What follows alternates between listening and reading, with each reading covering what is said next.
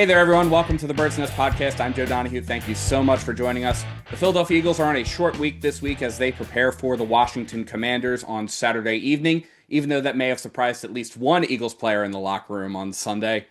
If the Eagles win, they will become the back-to-back NFC East champions for the first time in 20 years that any team in the NFC East has repeated as back-to-back NFC East champions. Joining us to help get ready for this game is a special guest, one of the Eagles reporters for the Philadelphia Inquirer, Jeff Neiburg. Jeff, thank you so much for stopping by. Thanks for having me, Joe. Happy to be here. Absolutely. Now, Jeff, at this point in the season, because it's definitely been a little bit of a turbulent season, to say the very least about it, but at this point in the season, 3 games to go, how are you feeling about this Eagles team? Yeah, sky isn't falling. Sky never fell. Hard to win in the NFL. And they've won enough games to put them in position to be ready for another playoff run. They've beaten some pretty good teams. Um, they lost to some not so good teams. Um, and I think, obviously their offense hasn't performed the way a lot of people expected it to, the way it's probably capable of, obviously capable of. But they have an elite defense, and Vic Fangio is going to have them in every game. And then once you get to the playoffs, that's kind of whoever blinks, right? And I know Jalen Hurts is coming off 2 games ago, the worst performance of his career, but um, I'm going to find it hard to in a coin flip game as you get into the playoffs. Like a lot of these games are kind of just coin flips. I'm going to find it hard to pick against the Eagles just because of their experience and they've been there. And again, that defense, they're just going to Vic Fangio's just going to have them in games. So it's been a weird season, and I think um, probably people probably wrote the season off during the last 3 game losing streak when the record dropped from 8-2 to 8-5. Um, but I think there's a decent chance that they're playing in Santa Clara for a Super Bowl. I mean, it's just how many NFC East teams, I'm sorry, NFC teams would you pick again to beat them in the playoffs? Maybe it's the Rams, right? And the Rams are a really good team. The Eagles beat them earlier this year. They beat them last year twice. They beat them the year before that.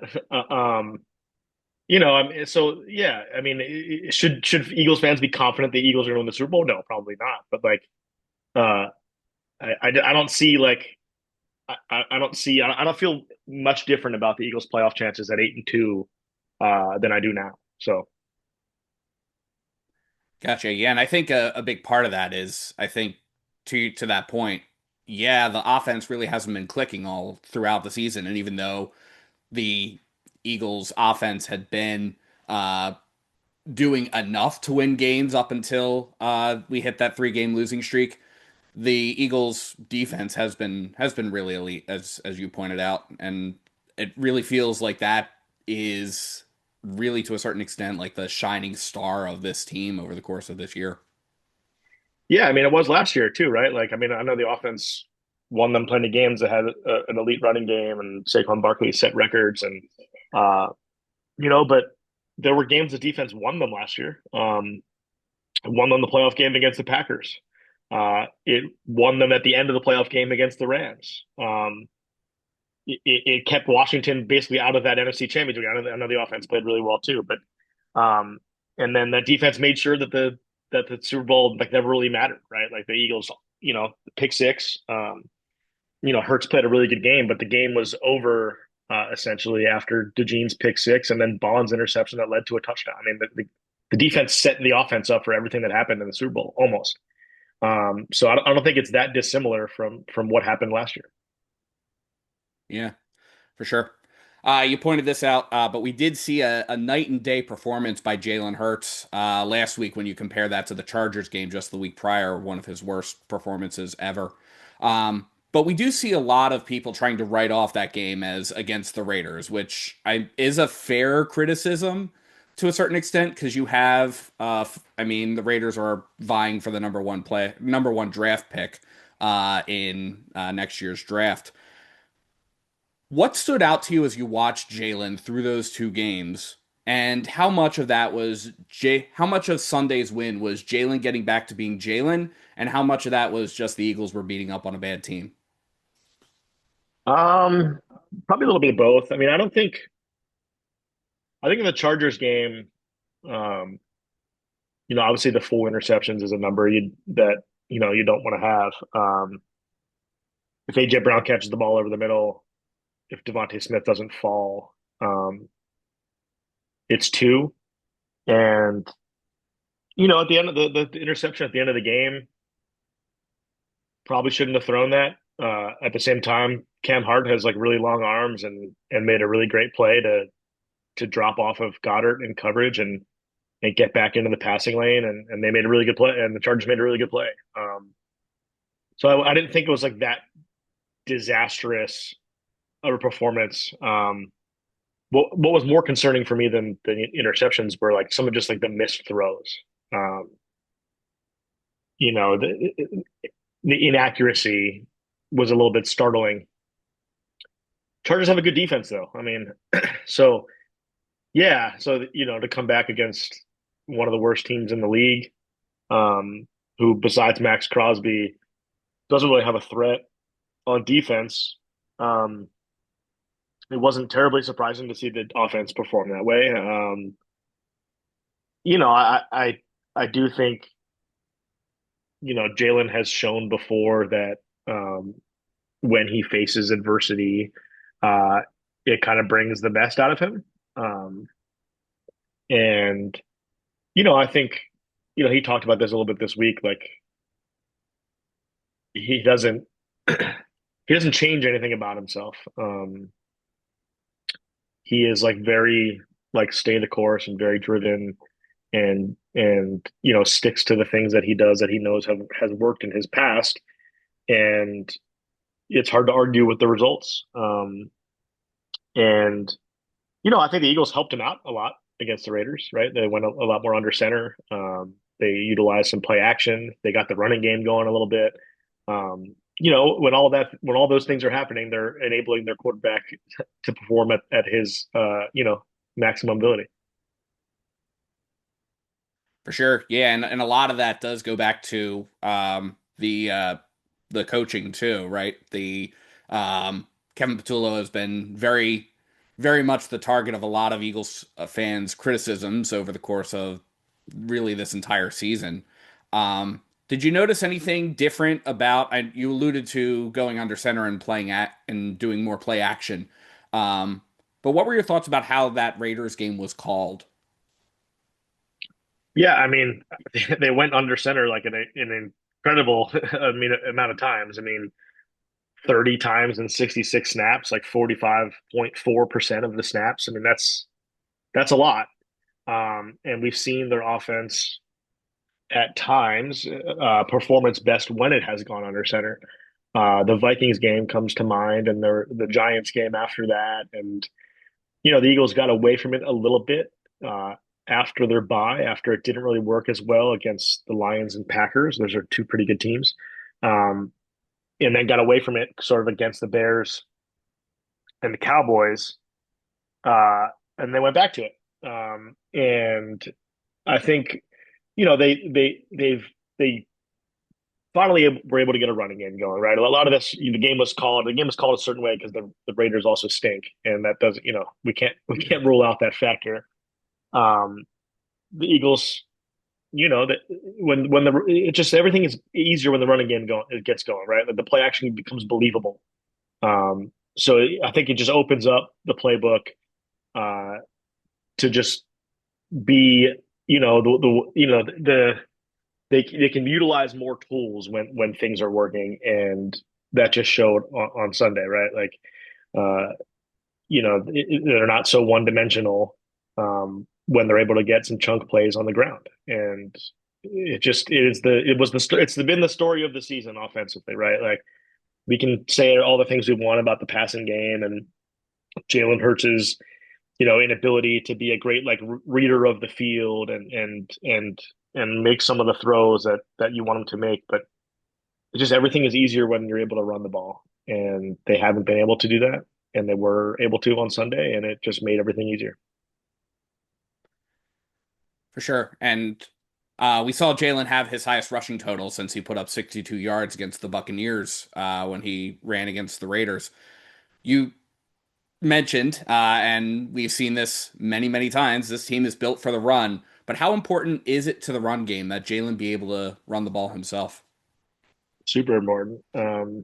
It and again, one of those things that opens up everything else, right? When you believe that the quarterback can and will run the football, um, you're taking a another defender away from a different responsibility. And it's I think there's speculation out there that, and some of it might be true, that Jalen doesn't want to run the ball as often. He took a really vicious hit last year against the Commanders. And the argument there is like, of course, he didn't protect himself the best, but uh, he's a competitor that's going to try to get the yards every time he's doing it. So he knows that it's a risky play because he's just going to take the risk and try to get a first down. And I don't think he, loved getting that concussion. And um, he wants to pass the ball. He wants to be someone who's known for his arm and whatnot. But it's hard to ignore what the numbers say when he is running the ball. And when the threat is there, when they can call design QB runs that aren't just the tush push, when they can run out of empty and call a draw and get 7 yards on a 3rd and 8 and set up a tush push, whatever it is, it's like um, it's so valuable, and they're going to need to lean on it at times um, when things aren't going great, and to help other aspects of the offense function. For sure. Yeah, that's again, yeah, all of that definitely very apparent. I mean, when the Eagles won the Super Bowl, it was off of Jalen Hurts' arm and a lot of Jalen Hurts' legs because the Chiefs really wrote the book on how to shut down Saquon Barkley in that game. And you definitely see that elsewhere. So turning back to the defense, you pointed out in a couple of articles this week that you wrote that the Eagles have a hard time containing mobile QBs on defense. They've given up 329 yards to opposing quarterbacks on run plays. Why do you think this is, and how do the Eagles have to tamp down on that? Yeah, Fangio was asked this question yesterday, like, how they're going to deal with Marcus Mariota, who obviously it didn't matter who was playing quarterback this week. It was going to be a thing the Eagles had to game plan for. And he talked about, they need to rush as one, their pass rush. Uh, you know, so I think there's a little bit of that to it. Like, um, they've got to all be on the same page in the pass rush, but some of it is just like, you know, it's a lot of scrambles are kind of like a bit unlucky, right? Like you you have an edge rusher beat a tackle one on one, and they're getting after the quarterback, and he escapes, and there's this free area over here, and they go 8 yards, right? Like it's some of it's unavoidable, I think, at times. You can play really good defense and do what you want to do, and the quarterback can still scramble for 7 yards. We saw it in Los Angeles 2 weeks ago, and like when Herbert looked like the second coming of Michael Vick. Now, one of those was like a design run where he like pulled it and went for like 15 yards up the middle. Um, I just think it's like an area the Eagles may like. I don't know if they're going to dedicate a spy or, you know, what they're going to do, but I mean, I even thought some of the Herbert scrambles were a bit unlucky. Like there was one or two, like Jordan Davis got an arm on him. N'Kobe Dean, like it looked like he had him for a sack one time and he got free. Um, and some of that just like a little bit of tackling luck. They just got to finish plays, I think, but obviously they need to be wary. Like if you're like Jordan Davis, for example, and you're not getting a lot of um, penetration on your rush, and you're kind of getting held up at the line, well, like be aware that the quarterback might be coming toward you, scrambling in a minute, and like stay in the play and get off your block and make a tackle if you can. Just because it's not going to be a sack, you might stop a 2 yard run instead of a 12 yard gain. So there's a lot of that, just like keeping it in mind and being aware of that. Marcus is going to run the ball on Saturday. I don't know if he's going to have 10 attempts like he did in his last game, but the Eagles are going to pressure him, and he's probably going to try to scramble. And I would say, he's probably going to have 7+ rushing attempts, and 5, 6 of them might be scrambles, if not more than that, on the game. So obviously something that's going to be interesting to watch, because it's going to be, the Eagles need to show that they can defend that sort of action better, and you know, give them self confidence, kind of going in the playoffs, that they can handle a quarterback run. Matthew Stafford and Sam Darnold and some of these other quarterbacks in the NFC aren't like running threats. So I don't know how big of a deal it will be in the long run, but certainly is like a way they could get tripped up on Saturday. I'm not saying that I don't think there's many scenarios where the Eagles lose on Saturday. Um, but one of the ways that Washington will be able to extend drives is via Marcus Mariota's legs.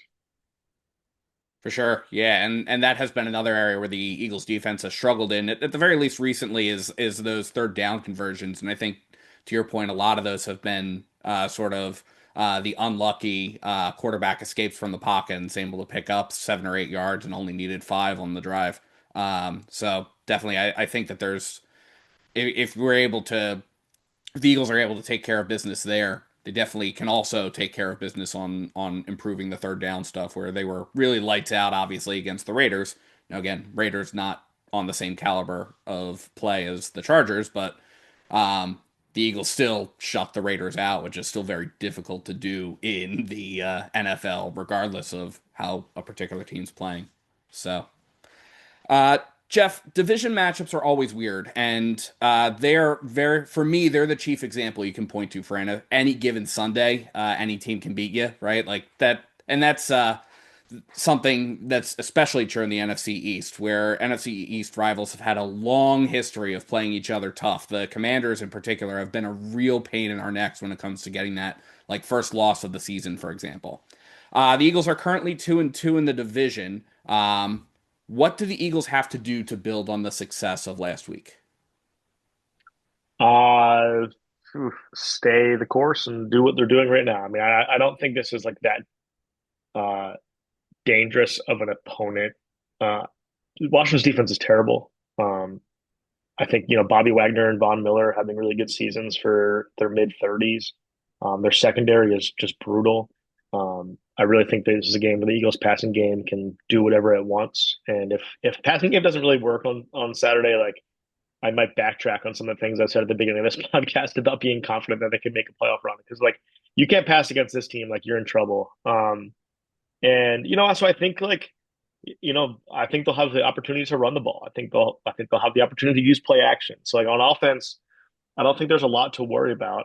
Again, defensively, like Mariota threw the ball through the deep downfield passes very well last week. Terry McLaurin's back. That's a big deal.